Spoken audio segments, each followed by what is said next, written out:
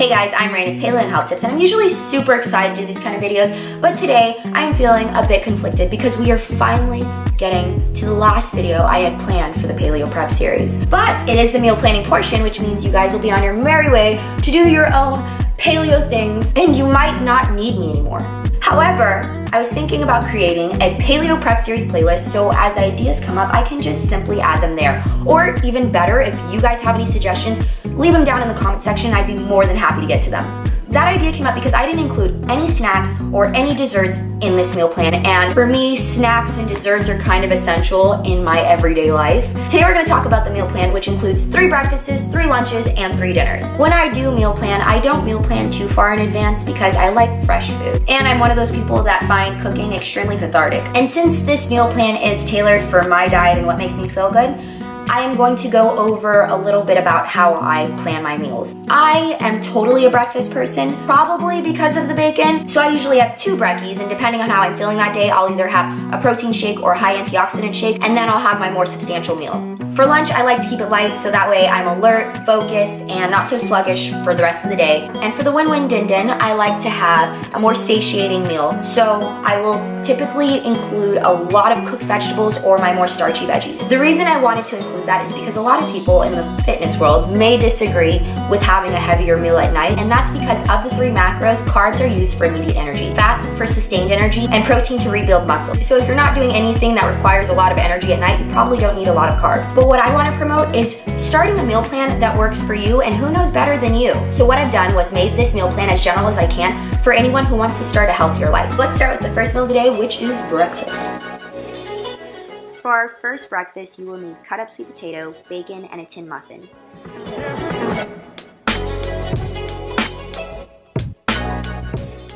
Next, you will take a large bowl, put as many eggs as you want, as many veggies as you want, and it's basically a scramble in the oven. The bacon and sweet potato make it a little bit more satiating, keeping you fuller for longer. And voila, you get these tasty beauties. Each of my quiche cups are about 8 grams of protein, so 2 or 3 of these in the microwave make it the perfect post-workout snack.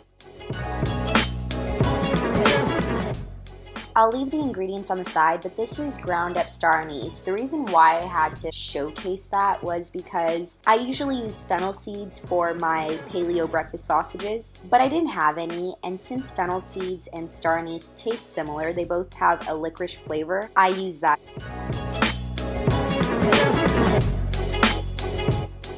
You want to give it a good mix so you have all the seasoning goodness in every bite, and then make your sausage patties or sausage links or whatever you want to make with them, and throw them in the frying pan. Once they're finished, again, put them in an airtight container, put them in the fridge, and when you're ready to eat, throw them in the microwave. And this recipe is for my sweet tooth paleo pals. Again, I'm going to put the recipe on the side because we've got a lot going on here. I like to call these guys puffins because they're not quite pancakes, but they're not quite muffins, although I do use paleo pancake batter, and I make them into perfect cute little muffin shapes so that way they're portable. Back at it again with the muffin tin. Honestly, it just makes life way easier. Now I separate the batter and I just add the fillings according to my desires. So this first row will be filled with blueberries, the second one with strawberries and banana, and the third one with chocolate chips and banana.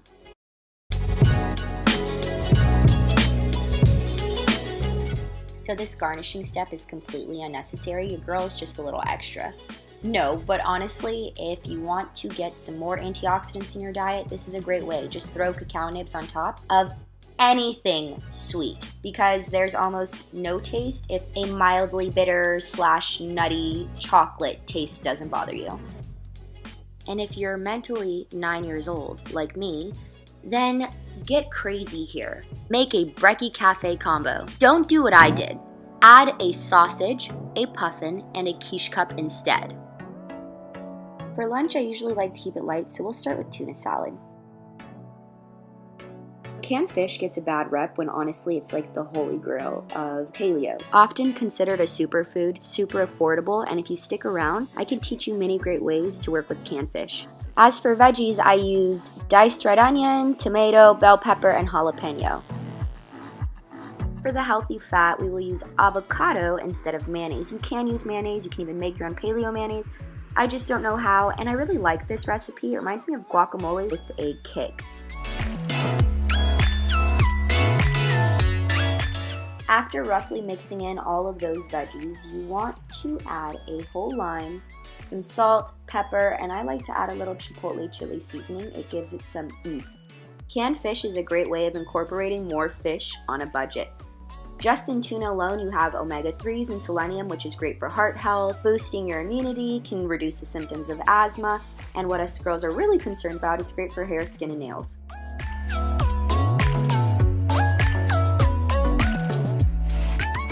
If you watch my Paleo Groceries haul video, you'll know that I immediately shred chicken breast as soon as I get it from the grocery store. Next, I just add some quinoa, then my seasonings. I had some leftover blackened seasoning. I'll leave the ingredients on the side and give it a good mix in the frying pan with some chicken broth or beef broth, whatever you prefer.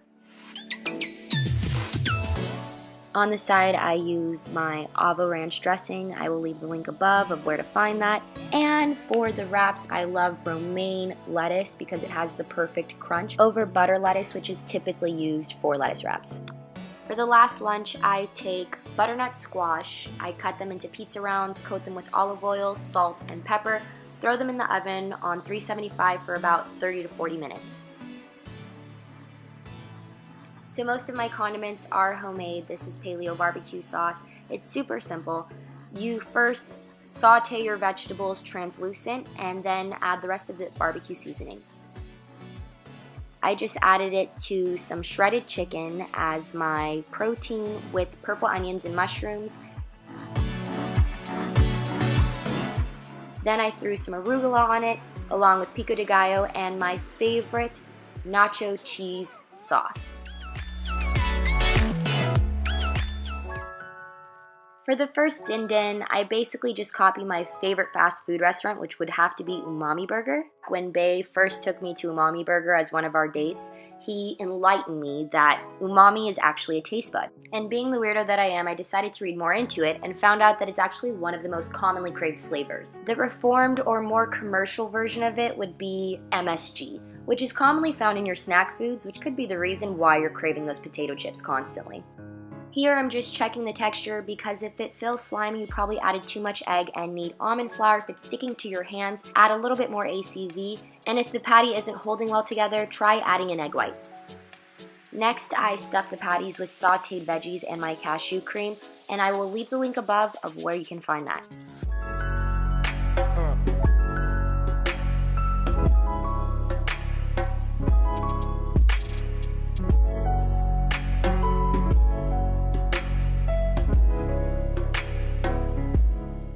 I went back in and added a little bit more cashew cream because I like it oozing out of the burger when I fry it, similar to cheese, because it tastes so much like cheese. You guys have to try it. Cashew cream is something I typically always have in my fridge because it is my cheese alternative, but you're more than welcome to use goat cheese because that also tastes amazing and really enhances the umami flavor.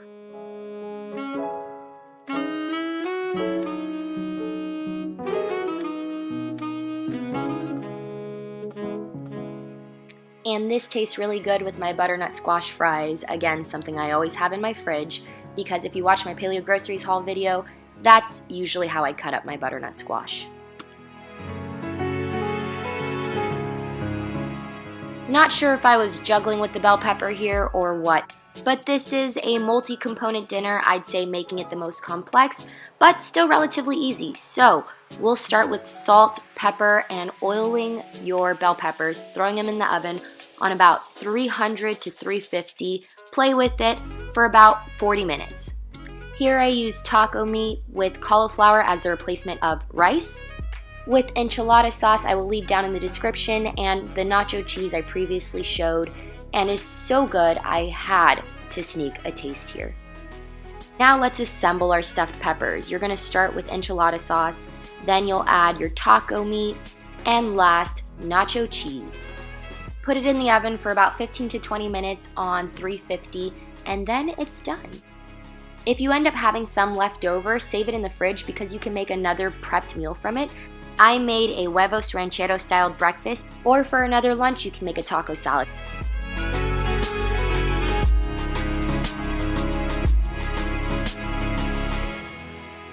And finally, the easiest for last, I roasted spaghetti squash, recooked it in the pan with some seasonings, and made my spaghetti meat sauce.